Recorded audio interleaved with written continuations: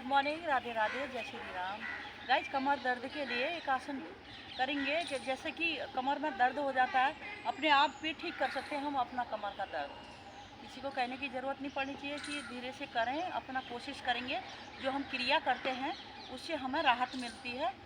खुद करेंगे तो अंदर से भी हम स्वस्थ हो जाते हैं और जो हमारी नस नाड़ी है वो स्वस्थ हो जाती हैं। किसी को करने की ज़रूरत नहीं है। देखो, इस तरह से आएंगे हम।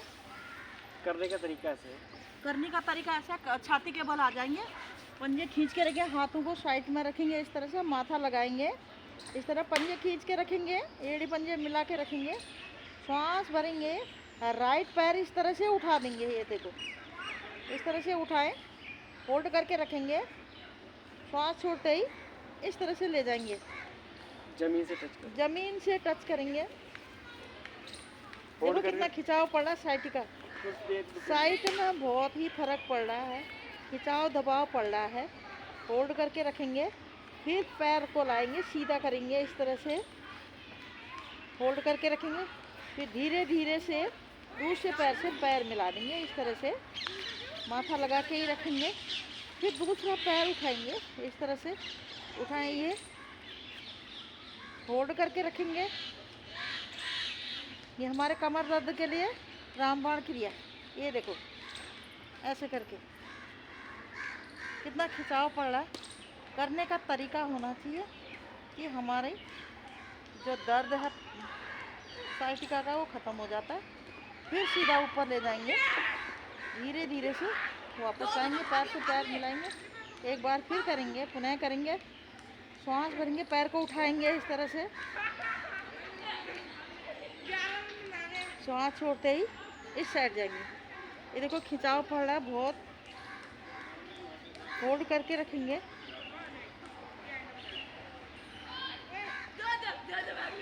वापस आएंगे, फिर खींचेंगे, फिर पैर से पैर मिलाएंगे, फिर दूसरा पैर उठा देंगे, इस तरह से धीरे धीरे से इस तरह से आएंगे। ये देखो खिंचाव दबाव पड़ता है साइटों में, हमारा पैन क्रिया मजबूत हो जाती है। जो साइटों में दर्द होता है पैन, उसमें राहत मिलती है। फिर खींचेंगे पंजा ऊपर, धीरे धीरे से वापस आएंगे, इस तरह से करेंगे जो हमारी कमर दर्द में राहत मिलती है।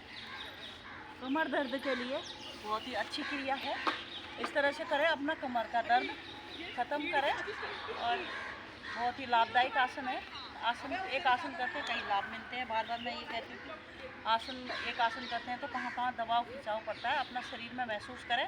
ध्यान अपने ऊपर होना चाहिए, सांस कहाँ लेनी है कहाँ छोड़नी है ये जरूर ध्यान रखें। योगा का मतलब ये है कि सांसों का विस्तार, सांस रोक के करेंगे तब हमें अंदर वो सांस होल्ड करके रखते हैं तो सांस हमारी काम करती है।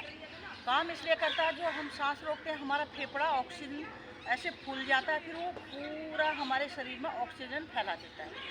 वो हमारी जो नस है ना, ब्लॉकिंग नसें होती है, बाल बराबर होती है, वो दिखती नहीं है, वो भी खुलना शुरू हो जाती है। अंदर से हम पूरे से स्वस्थ होना शुरू हो जाते हैं, स्वस्थ हो जाते हैं, ब्लॉकिंग खुल जाती है नसों की। इसलिए योगा में बोलते हैं कि सांसों का विस्तार सांस भर के करनी चाहिए और कहाँ लेनी है कहाँ छोड़नी है ये जरूर ध्यान रखना चाहिए। राधे राधे, जय श्री राम।